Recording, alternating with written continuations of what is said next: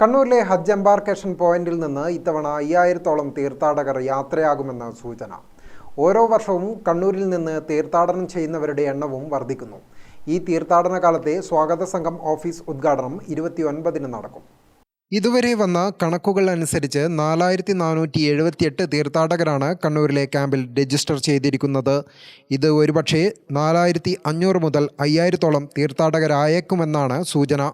ഓരോ വർഷവും ഹജ്ജ് കർമ്മത്തിന് പോകാൻ കണ്ണൂരിനെ തിരഞ്ഞെടുക്കുന്ന തീർത്ഥാടകരുടെ എണ്ണം വർദ്ധിക്കുകയാണ്.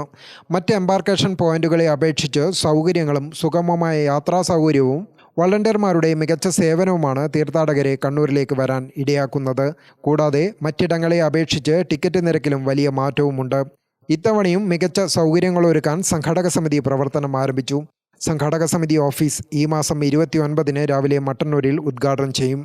ഇത്തവണയും അന്താരാഷ്ട്ര കാർഗോ ടെർമിനലിൽ തന്നെയാകും ക്യാമ്പ് പ്രവർത്തിക്കുക. കൂടാതെ കണ്ണൂർ എംബാർക്കേഷൻ പോയിന്റിന് അനുവദിച്ച ഹജ്ജ് ഹൗസിൻ്റെ നിർമ്മാണ പ്രവൃത്തി ഉദ്ഘാടനം ഇത്തവണത്തെ തീർത്ഥാടന കാലത്ത് നടത്താൻ കഴിയുമോ എന്ന ശ്രമവും സംസ്ഥാന ഹജ്ജ് കമ്മിറ്റി നടത്തുന്നുണ്ട്. ഹജ്ജ് ഹൗസ് നിർമ്മാണത്തിനായുള്ള അനുമതികളും മറ്റും വളരെ വേഗത്തിൽ നടന്നു വരികയാണ്. അങ്ങനെയെങ്കിൽ മുഖ്യമന്ത്രിയുടെ സമയം ലഭിച്ചാൽ ഒരുപക്ഷെ ഈ തീർത്ഥാടന കാലത്ത് നിർമ്മാണ ഉദ്ഘാടനം നടത്തി അടുത്ത തീർത്ഥാടന കാലത്ത് പുതിയ ഹജ്ജ് ഉദ്ഘാടനം ചെയ്യാനുള്ള ശ്രമങ്ങളും നടക്കുന്നുണ്ട്. തീർത്ഥാടന കാലം കഴിഞ്ഞാൽ ഹജ്ജ് ഹൗസ് പൊതുജനങ്ങളുടെ ആവശ്യങ്ങൾക്ക് നൽകാനും തീരുമാനമുണ്ട്. ഗ്രാമിക ന്യൂസ്, മട്ടന്നൂർ.